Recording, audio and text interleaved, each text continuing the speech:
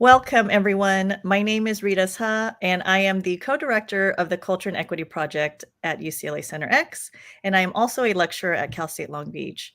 I want to start by acknowledging that as a land-grant institution at UCLA, we acknowledge our presence on the traditional, ancestral, and unceded territory of the Gabrielino Tongva peoples. With me today is Dr. Fei Shin, who is a professor of teacher education at Cal State Long Beach, and she will also co-host this session with me. And we have the honor of highlighting a Korean American author, Carol Park, who wrote Memoir of a Cashier. It is an amazing book. So if you all have not read it yet, please buy it and read it. And it's important for me to note that all proceeds from every purchase goes to the Young Ok Kim Center to buy and donate books for K-12 schools. So it goes to a great cause. And for those of you who are watching live, we've allotted some time at the end for any questions you may have. So feel free to post your questions in Facebook or YouTube. It shows up on our end, and we will make sure to address them. And so let's just get straight into it. Carol, if you can share with us just a brief introduction without giving too much away, what is Memoir of a Cashier about? Thank you so much, Dr. Sa, for that introduction, and thank you so much, Dr. Shin, for co-hosting this. The book it's just a story of my experience growing up as a Korean American daughter working at a gas station in Compton, California, before the 1992 LA civil unrest, during the 1992 LA civil unrest, and after the civil unrest. And it just kind of chronicles my journey through understanding what race and identity is and what my family dynamics were with my mom. And also forgive me, I'm a little bit sick, so if I sound congested, my apologies. Great. Thank you. Carol, your book really did inspire me, and it was just amazing. I can't talk enough about it. So could you first start off by telling us what inspired you to write the book? Oh, how much time do we have? No. So I'd always wanted to be a writer. I knew that since I was a little kid. And I didn't know how I could or would be able to write anything. When you're a kid, you just don't know. But I knew I wanted to write. As I got older, I pursued a career in journalism. And then that industry went south. And so I went back to school. And all this time, I'd always been telling these stories about my experience at the gas station and my experiences at the gas station because I worked there until I was 34 years old. And I would just tell these random stories like, oh, one day I was at the gas station and this happened. And people would be like, whoa, that's crazy. And I'd be like, well, that's life for me, but okay. And I didn't really understand that these experiences were so, I guess, not unique, but they were common for our community, Korean American community, but it wasn't well known. And then when I went back to school for the master's degree in creative writing, I had a very instrumental professor, Professor Deanne Stillman, who herself is a very well-known author. And she told me, my God, Carol, these stories, they're pouring out of your skin. You have to write this story. And at the time I was a fiction major. And I said, well, I guess I could do that as my cross. And then that became my project. And then along the way, I met Dr. Edward T. Chang, who happened to be at UC Riverside where I was getting my master's degree. And I met with him, and it turns out he was the foremost expert. And he said, you should write this book. And I said, maybe I should. And then I realized, I think this is what I was supposed to do.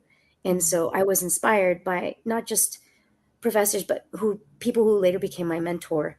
And it was a cathartic experience. And that's what started my journey writing the book. Thank you so much. So I have A or B question.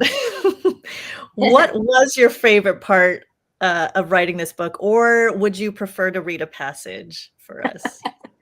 Maybe I can do a mix of both. Okay. I would say the favorite part, I guess there's two I could say. I do love the pimp scene. There's a scene where my mom runs out of the cashier's booth and greets a pimp, and I'm like, oh my God, right? Mom is friends with what? And then the other favorite part, honestly, was the ending. I think the epilogue when we sold the gas station, because it just felt so good to not have to work anymore, that I felt so like free. But I'll read part of that scene just because it's so much fun. But this comes from page 28 of the book. Uh, let's see. I'll start off with on the latter half of the page. Some nights were just hard, especially in the winter when the cold felt like a hard slap across the face. Yet there were days when I was shocked not by the racism and discrimination, but by my mom and her acquaintances. Once, in the mid 1990s, mom surprised me when she went out of the booth on an early Sunday morning to greet a customer. Not but 2 minutes before, a nice car with gold rims, green felt on the hood, and dollar bills painted on the side pulled up to pump number 5. I glanced at the driver. Must be a gangster, I thought. When mom saw the car, she grabbed one of the new hats we were selling. She had a smile on her face. Confused, I gave her a questioning look. Before I knew what was happening, mom made for the door. I was stunned.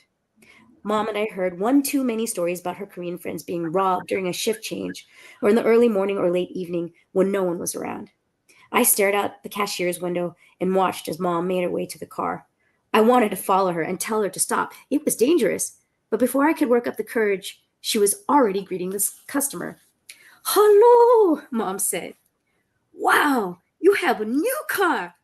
Well, hello there, Mrs. Park, man said as he got out of the nice car and leaned on his beautifully polished cane. It's so very nice to see you again. How are you? Good, she said. You look good today. Why, thank you, he said as he took a few steps toward the hood of the car where mom was standing. You been working all night?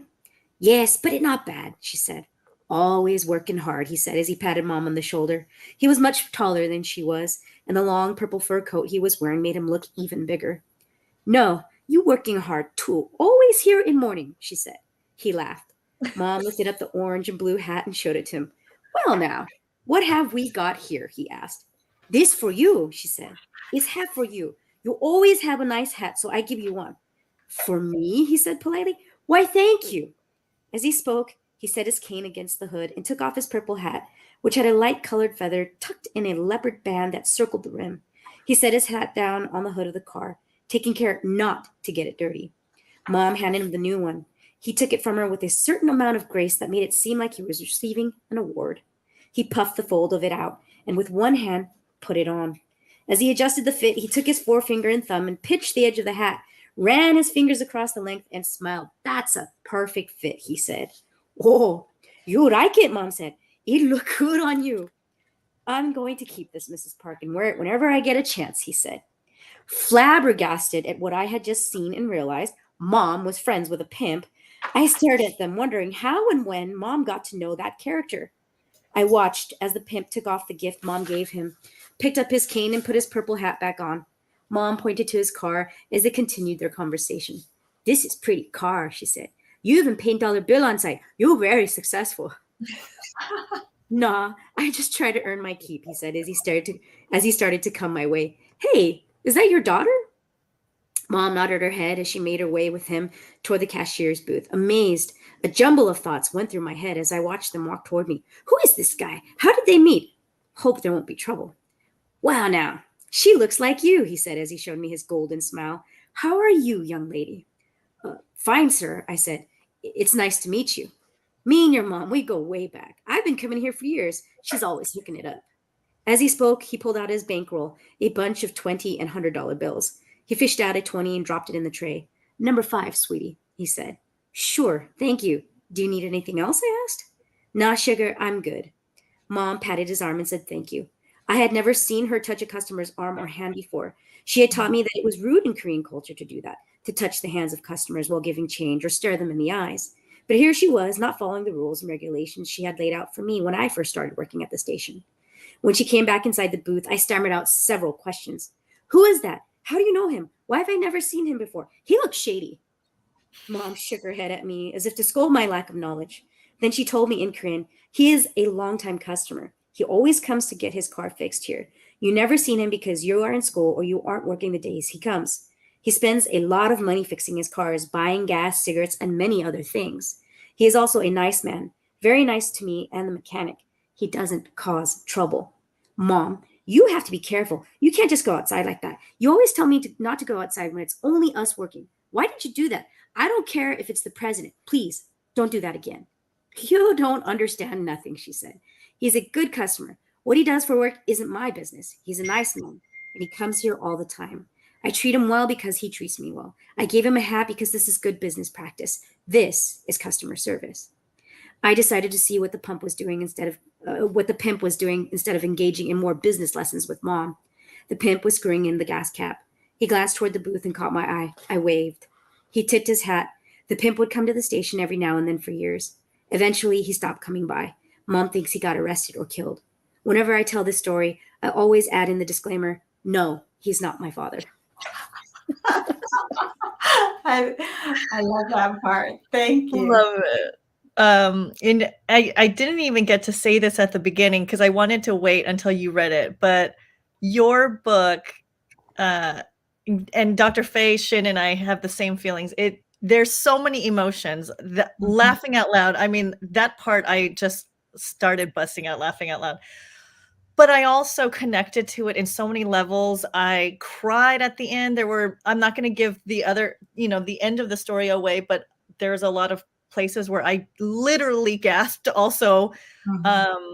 You humanized so many people in a way that was, I don't know. It was a really, really, really good book. So it is my favorite book. Oh, really thank you so much.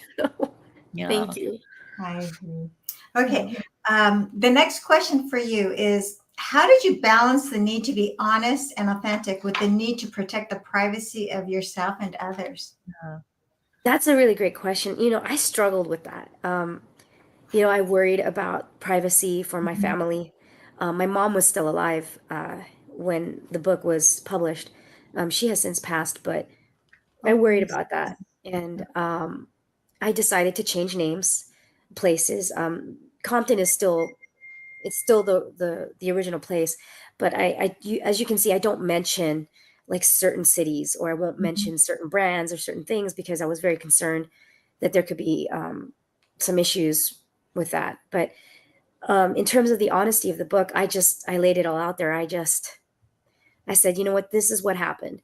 And, it's creative nonfiction. So I did have to fill in some of the pieces of the conversations, but they were as authentic as I could remember them. And so balancing that need with the honesty and also privacy was a difficult task, but I did rely upon mentors and folks who were writers and ask them, hey, what do you think I should do? And they advised me pretty well. And I think it worked out fairly well in terms of being able to balance both those things. Yes.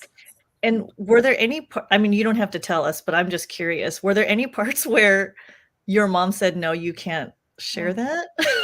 Yeah. This thing with my mom, this is its own other book. She did say that. Yes. She said, in Korean, yeah, 그거는 안 돼. Like, you can't. And I was like, but why not? And she'd be like, 안 돼. Like, just don't. And it, and I could understand because, in our culture, we don't air our dirty laundry. Right.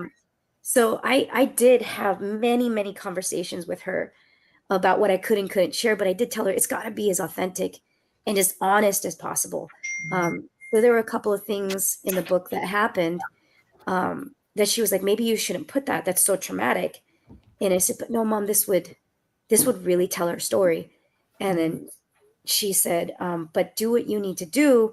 Towards the end of all of my constant badgering of her, it took several years for her to finally open up to me about all of this.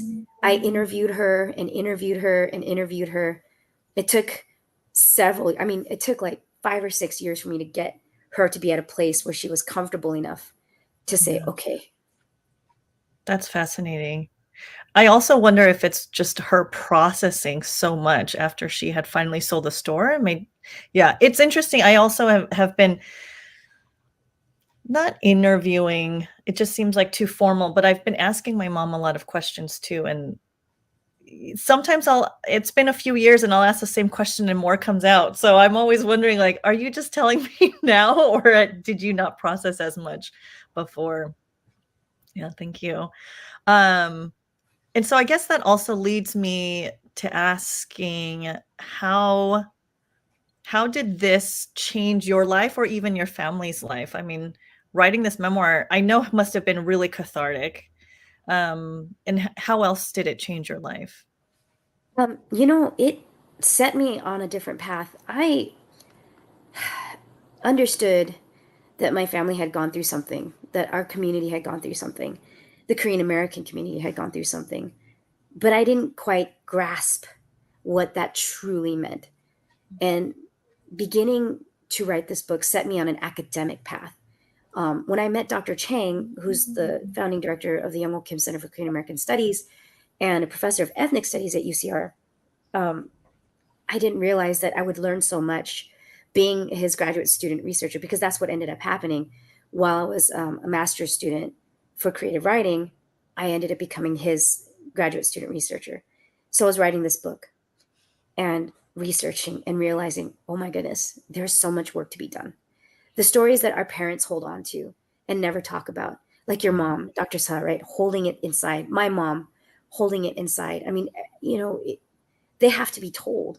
The immigration stories. She worked in a sweatshop sewing things when she got here. We don't talk about that and the suffering that occurred. And our parents don't want to talk about that, but they should. And so it changed the trajectory of my life in that I ended up staying at the Yoke Center. I ended up going, okay, let me work on Korean American community projects. Let me give back in any way that I can. Let me, writing this book, I was like, okay, let's donate all the proceeds back to the YLK Center so that we can donate these books to K through 12 or K through 16, classes. And I said, let's do whatever we can. And I started a Korean American oral histories project. I started doing all this different work and being more active in the community. And then I went back to school again. So that's what I'm currently doing, is trying to get that PhD in ethnic studies, but studying, Asian American history, Asian American identity, and focusing on our community, the Korean American community. So writing this book truly changed the trajectory of my life. And honestly, I want to say the most important part was it brought me and my mom closer. There was, yes, like, I mean, as you know, the mother-daughter dynamic, right? In a Korean family, especially if you have brothers, right? I'm the youngest of three. It's not as, I want to say, as beautiful or as easy as maybe the mother son relationship might be. I don't know, right? I'm just speaking from my own experiences. And me and my mom had a lot of difficulty when I was growing up, trying to understand trying to understand each other. My mom thought me getting a master's degree in creative writing was not a good idea. Oh yeah, I can imagine. Yeah, she was like, "No, go do business. Go be successful." And I'm like, "Mom, success is where I'm happiest, right? Like, I don't care about making crazy amounts of money. I care about being happy." And she didn't understand that for a long, long time. But at some point, I want to say, like, during the last year of our interviews, when I was about to get the book published and it was going to go forth into the world, there was a moment where we were upstairs in her bedroom, laying down, just staring at the ceiling. The gas station was sold. Everything was fine. She was sick. She had gotten sick because of Yeah. all the work she had done. And I said, "Mom, all this time, I feel like we have truly learned from each other and I understand you more." And Mm. she looked at me, she goes, "그래."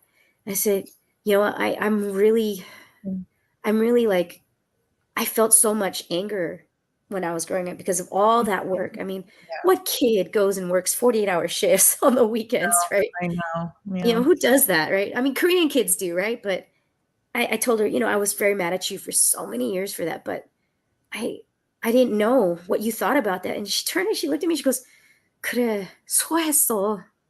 너무 수고했어. Yeah. 너 일을 많이 했어. You Mm. really worked a lot. You did." And I wanted to cry. I was like, "Wait, what? Did she just acknowledge?" Right? That Validate my feelings? yeah, Never. it was like, what? So Yeah.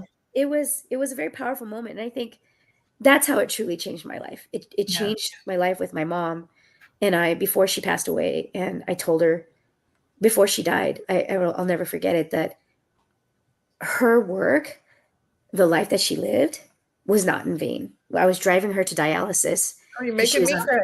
I'm so sorry. Um, but this is the story I think that we share. This is what we're bonding over, right? This relationship that we have with our mothers. And before she died, I want to say it was like maybe 3 months before she died, I was driving her to dialysis because I would go home and drive her. My second brother, he was so good at taking care of mom, and I would go and drive her to her appointments, and I would always try and take her to at least one dialysis appointment a week. And as we were driving, I looked at her and I said, Oma, you know, like, Oma Wiezo, like for you, I did this.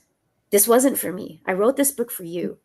And I want you to know you did not live your life in vain. That when you die, that your story will be told and that our Korean community will understand and those around us will understand what you went through as that immigrant community that came post 1965 immigration, right? Like Yeah. just I wanted her to know that. And she was like, I could see it in her eyes. And what she said was, thank you. And I was like, wow. And so for me, that was just, it was a very powerful moment and a moment that I knew that's what this book was for, right? For me personally, it was a way to show my mom and validate her lived experiences and for others to be able to see that. It's just a cherry on top for me. It's Yeah. really, this was that powerful moment. Wow. Wow. Thank Thank you. you. Carol, there were so many moments, and it was funny. That's why, I mean, this book talk, although I still want to spend hours talking to you because I had so many questions still, but it really impacted a lot of things that you said. In another way, it validates, the experiences I went through also. So mine were similar, it was similar, but it wasn't. My dad was a professor, but he ended up owning liquor stores. And so I grew up in liquor stores. And I would, it just reminded me of a few things. And I wanted to share something that even with my daughters, now that they graduated from the UCs, so one of them, the second one's starting to read it. But for me, it was also another way of letting them understand maybe what I went through. Although it was not as hard, as difficult. I mean, I didn't have as many, but you opened that conversation. So, and I also did start just like Dr. Sa. I asked my mom. I started to ask her questions. Yeah. Because, why, and it does help us to understand. So my question to you is, what do you hope readers will take away from it? I know I took away a lot from it. I mean, I can't even name. What do you hope that readers will take away from your book? That's a great question. Hope really is what I would say. Hope that you can form these relationships. You can ask that there is hope for the future, despite what might happen to you, whatever trials and tribulations you might go through, there is still hope. If I can come out from all of that craziness and not be, messed up, right? I'll share this. I mean, I know this is being recorded, but I'll share it. My therapist said to me, it's a wonder. It's a wonder you did not turn to any vice, anything at all. Oh, I wondered the same thing. Yeah. Yeah. And I think that's the message is that there is hope, that with the fortitude of your own spirit, right? You can overcome. And there were a lot, I mean, I won't give it away, but there was a lot that happened that should have turned me into a bad person or into a person that just coped with these things, not in a good way, but I didn't. And again, hope is what I'm hoping people will take away from this. And also for those who, I know we were talking about this before we started the live session, but I think also for those who aren't Korean American, right? Like, I hope that they can see this story and understand that the immigrant communities, our communities, we have these lived experiences that are, they're sad, but hopeful, but powerful, right? But full of just life and these experiences that matter, and they shouldn't be discounted, and that we should see each other as human beings, right, together in this, and that's kind of the message again, hope. Yeah. Yeah.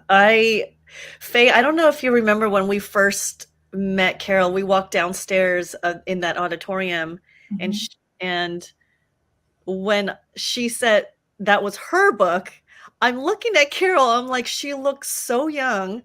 And how can anyone at this age, this is my internal bias, but I'm thinking to myself, how can anyone have written a memoir already? I mean, you're so young, you can't be older than me. And then after I read the book, I'm like, oh my God. And then I met with Carol, and she said, that's not even all of the stories. I had to leave it a lot because wasn't it your publisher? Somebody had said, this is not, you can't include too much, or what was it that they said? Yeah, so I worked with a few agents, and one of the agents said, because the original manuscript was like 300 and some odd pages, and it included up to a point when, well, it just included up to a point, and the agent goes, you can't include all of this. It's too much. You will depress the audience. They cannot handle it. And I started laughing. I said, really? And she goes, yes, you can just give me up to this point. And I said, well, what about an epilogue? That's why you get the epilogue. She said, yes, give me to this point, and I think that's what audiences can handle. And I go back and I read it and I go, yeah, okay, I get it. If I added more, I think it might have been a little too much for folks Yeah. to digest. So yeah, it was. There's so much more to this, but that's the notion, right? Is that you can pick up a book and you can read it, you can understand a person's story, but life does continue after that, and Mhm. understanding how life is shaped and how we move and navigate through this landscape, right, of diversity, of all these different things, Mhm. that's what makes us who we are now. And so this Yeah. is part of what makes me who I am now. Thank you. Kind of diverting from the book. I thank you for mentioning that you went to see a therapist, because I think in our Mhm. Korean American community, but I know a lot of other communities of all racial backgrounds who don't support or may feel uncomfortable with going to therapy or even mentioning that they go to therapy. I go to therapists. I have a therapist, but I've been going, on and off whenever something gets triggered within me to go, or something I need to heal. So thank you for mentioning that, and it is a big part of our healing in order to even tell our story. I think that that vulnerability that you share in the book. Um, I don't know if you had therapy before, after, or during, but I would have needed that. It is really, really powerful. Thank you. And I want to say mental health, it is so important. I Mhm. do wish that my mom had listened to the principal's suggestion when I Oh was a my very young gosh, child. your mom's response to the principal, everyone please read the book. Her mom is so my mom. So many Same here. moms. Same here. I want everything. It's like there was a part where you put down where I forgot what the incident was, and then it was really important. And her answer was keep cutting the vegetables or something like that. Do you know that part? I was like, that's just so. Is this a Korean mom thing or what? It's like, It yeah, is. I was It like, really is. confidence. It's very, I think it's also generational. I mean, Yeah. because I have friends who are not Korean, and even their parents say, "Oh, you think that was hard? You think that's trauma?" Yeah, it's funny. Like, I told my mom that I was gonna go see a therapist. She goes, "Why?" Later in life, and I go, "Well, because mom, clearly I'm needing some help here." And she goes, "Huh." And then when she saw the improvement, she was like, "Oh, Yeah. okay."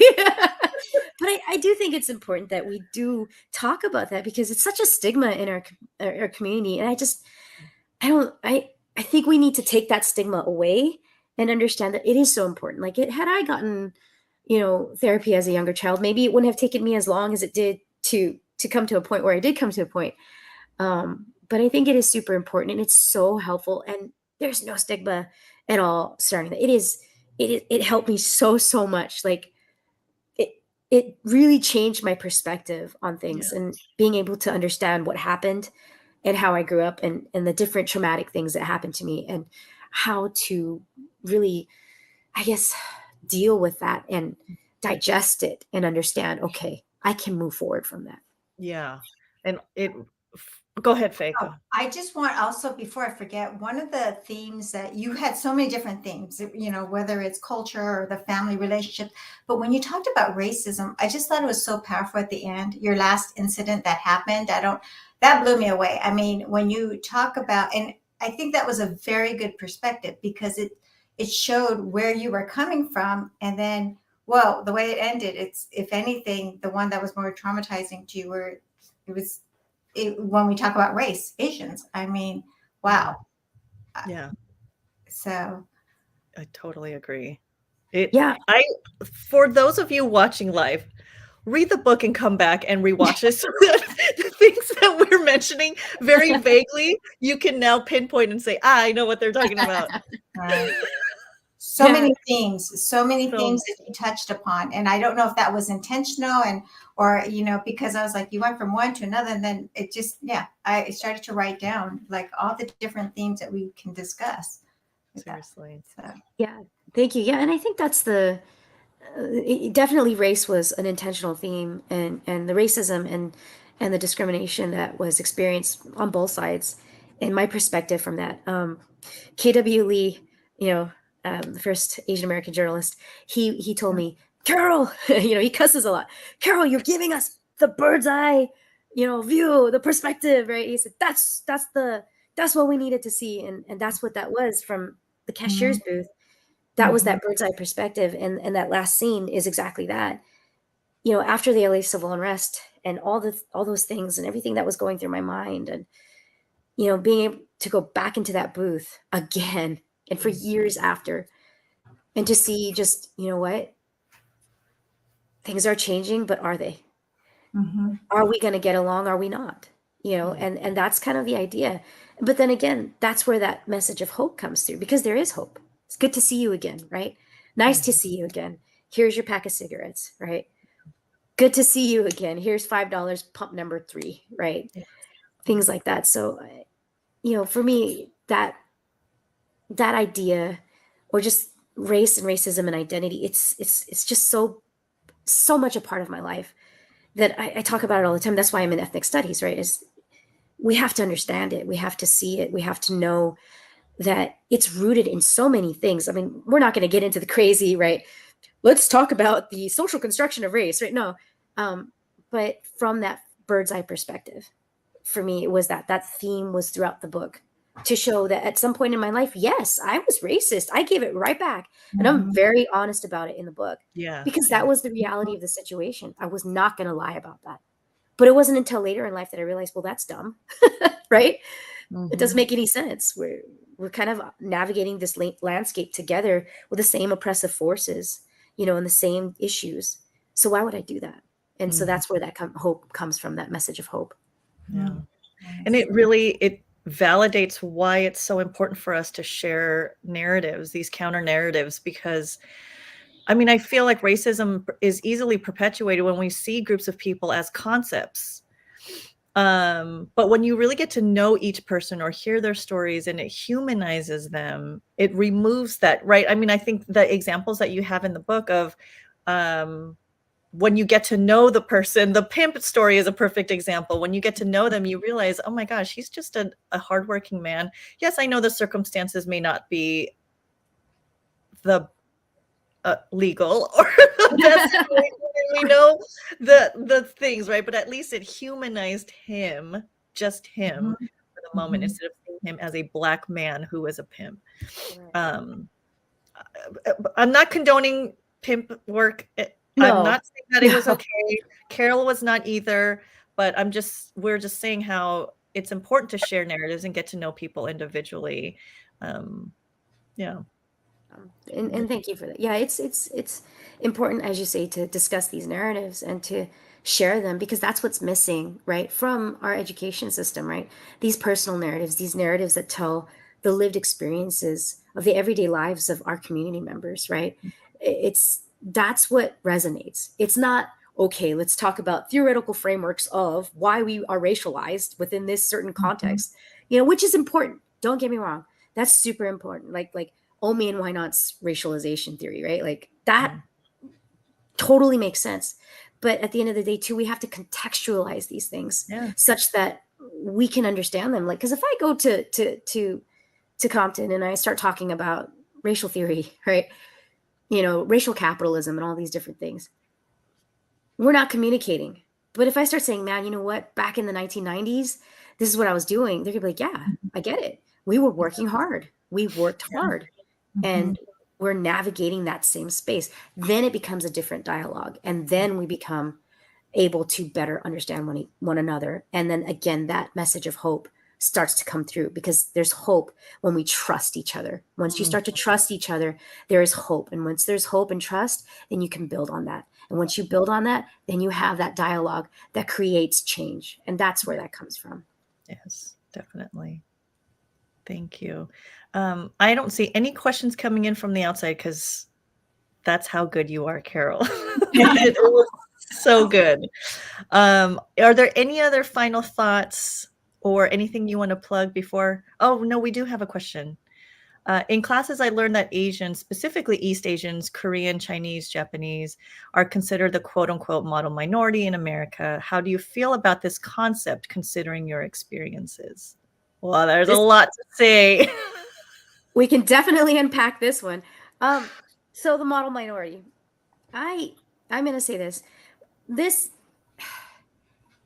is this concept that Asian Americans are, right, the best minority, because we work hard, we're educated, we're quiet, we don't, do too much. We just, we try to be the best citizens. It's malarkey, right? I'm not going to cuss on this, but I will say it's malarkey, right? And couple that with the term yellow peril. And this was something that we talked about at the Korean American Studies Conference.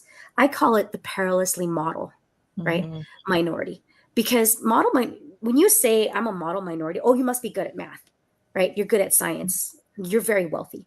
If you disaggregate the Asian American data, you will find this is not true at all across the board.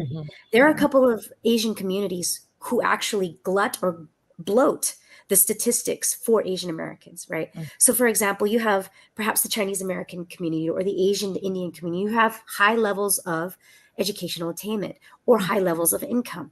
But then you break it down and you look at the Korean American community. Not all of us are wealthy. In fact, there's a very majority of us are in levels of either poverty or slightly above poverty levels, right? And you break it down even further, go to the Hmong, Laos, or Thai, or you name it, and you see that the data tells a completely different story.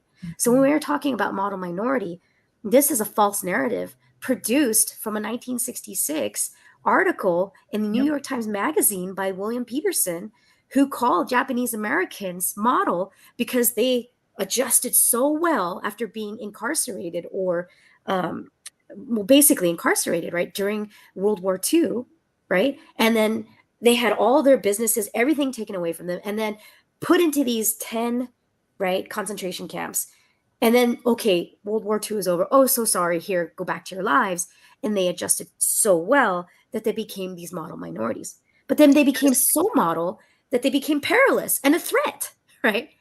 Yeah, it also it was intentionally timed, though, right after the civil rights movement. So it was really, again, to pit Asians against the Black and brown community. Exactly. Because before then, we also were not allowed to purchase. We were not given rights to vote. We were not allowed, we weren't paid also for a lot of the work that we did. So, we were treated exactly the same. Our children were sent to quote unquote colored schools. We're not allowed to go with the white children. And then the civil rights movement happened, and it was a way to draw attention to a group and highlight them. So it was very politically planned. Yeah. Yes. So I would say that model minority myth is something that we need to be very cognizant of and careful not to perpetuate. When someone hands me the bill and says, Carol, you're good at math because you're Asian, I hand it right back and say, don't categorize me as a model because I'm not good at math. I practically failed math. So that's the racialization process there. And Lauren, your question, I think also in her book, you'll see that they don't ever say model minority to you, Carol, but I do see them saying things to you about your family, about coming into their space, into their environment. Oh, Lauren, you did read it. Okay, great. You dealt with it not knowing that there was a label to it. Am I putting words in your mouth? Oh, that's exactly right. I didn't know what it was when I was 10 years old or 12 years old. Yeah. Yeah. Thank you Thank for you, that. Lauren. Thank you so much. Thank you. Okay, anything else you want to plug? Final thoughts. No, just thank you so much for all of this, and I greatly appreciate it. And I hope that, we can gather again in the future and continue the dialogue. And for those of you who are watching and have read the book or are about to read the book, my apologies for all the cussing, but I do hope you enjoy it and find hope. It was so good. Thank you. Faye, is there anything, Dr. Shin, do you want to say anything else before we leave? All I want to say is I wish and I hope that everybody gets a chance to read your book. And I wish there was just, my thought when I finished is like, we've got to publicize this, but it's just such a quick read.